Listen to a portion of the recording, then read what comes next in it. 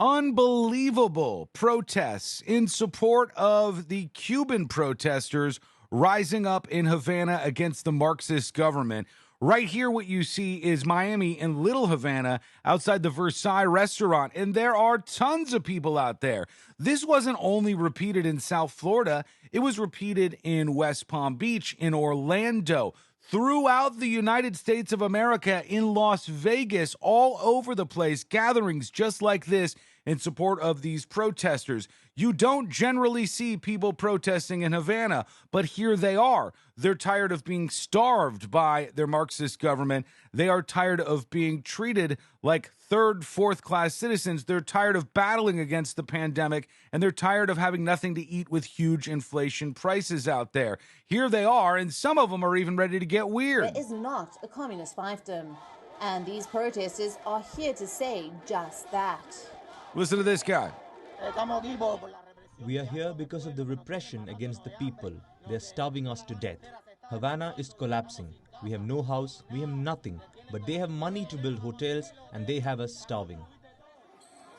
They're there on the streets throwing rocks. Anti-government protests are rare in Cuba, but the Wuhan virus pandemic created the perfect storm. Well, they don't usually do this because the government usually wipes them out when they try to.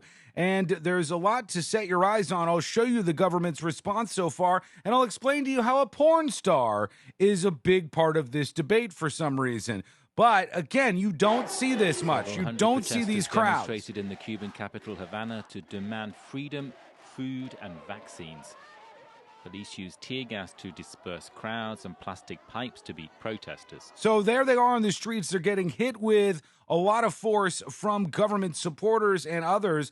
Take a look at this. This is video of the government troops getting loaded up into a big truck and heading off to battle the protesters. There they go.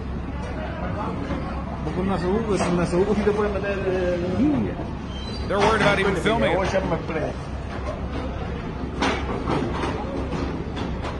These are all folks going to battle the protesters. And there's more trucks, as you can see. And the president of Cuba, who we're going to talk about in a minute, and his obsession with this porn star, he is telling his supporters to take to the streets, not like these folks who are supporting the protesters, but he's telling his supporters to take to the streets to battle them. These, again, are the streets of Miami. Listen to them.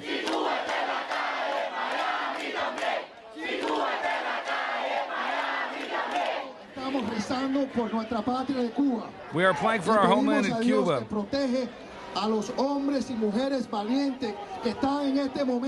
A rare moment of unity with politicians in the U.S. Anybody from, this is the mayor of Miami. You also have folks on the right side of the aisle like Marco Rubio and everybody else you can mention pretty much lining up in support of these folks in Cuba.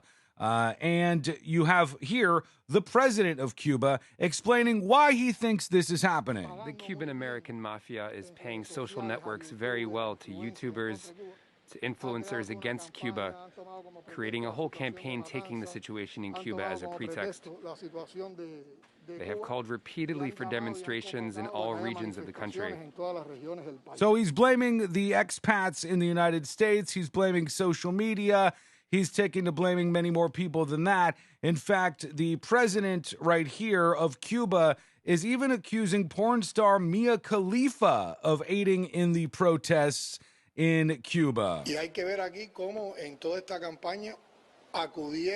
They, the Americans, utilized all the YouTubers and influencers they could get on social media, including a certain actress, Mia Khalifa, with certain characteristics, who began supporting the embargo. She ended up calling me a tyrant and some other names, and that person with those assets is actually Mia Khalifa. Miguel Diaz is the president. Miguel Diaz-Canel is the president of Cuba. He's the first secretary of the Communist Party of Cuba right now, the Marxist authority in the country. He succeeded Raul Castro, who, of course, came after the death of Fidel Castro, and he now is the de facto leader of the country, and he's fighting with Mia Khalifa, the porn star, former porn star. She says, "Come get me, Singao."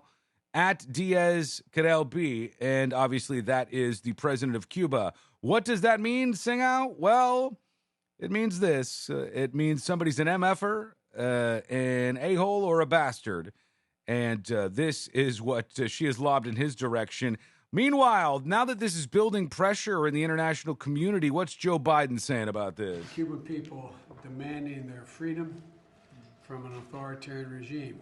And I don't think we've seen anything like this protest in a long, long time, if quite frankly ever. The United States stands firmly with the people of Cuba, and we're also closely following the developments in Haiti. So he's talking about the folks in Cuba, basically just some platitudes.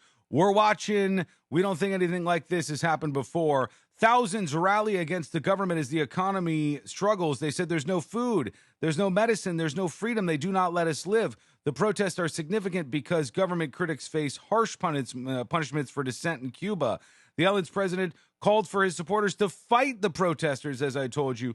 Cuba's in the midst of an economic crisis and has been hit hard by U.S. sanctions and COVID. Cubans have been angered by the collapse of the economy, food and medicine shortages, price hikes, and the government's handling of the pandemic. It's a 1, 2, 3 punch. The coronavirus crisis is hitting them. They still do not have a vaccine, though they're working on their own. Who knows how the efficacy of that will work out. The economic situation, they said, with tourism practically paralyzed, for a little while, the U.S. was sending cruises and other things over to Cuba. That helped out for a bit, but that's been backed off. And now there's more pressure from the inside because people like President Obama, former President Obama, ended the wet foot, dry foot policy, which bottle caps all of these people and their anger in the country much more so than ever. Internet access, they said, is the third prong. Before Sunday, the largest protest Cuba had seen since the start of Castro's communist revolution took place in 1994. Many Cubans had no idea what even happened because there wasn't the internet. Now they're using social networks to express their dissatisfaction with the government.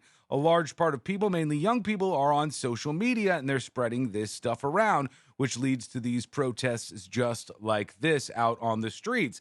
And I'm sure you'll see a crackdown. They're not going to give up easily. And if there's not pressure from the world, if there's not continued pressure to live up to what the demands are of these protesters, they'll simply crack down severely and all of this will fade away, much like uprisings in Venezuela and many other places around the world. What do you think when you see these crowds like this, not just in Havana protesting the Marxist communist government of Cuba, but also on the streets here in the United States with huge crowds like this? What are your thoughts? What do you think is going to happen next?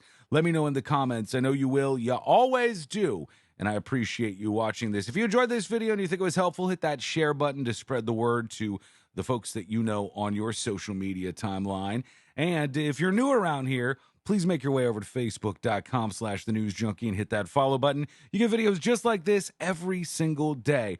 Over on YouTube, it's youtube.com/thenewsjunkie. I thank you for watching the video. We'll talk to you again real soon.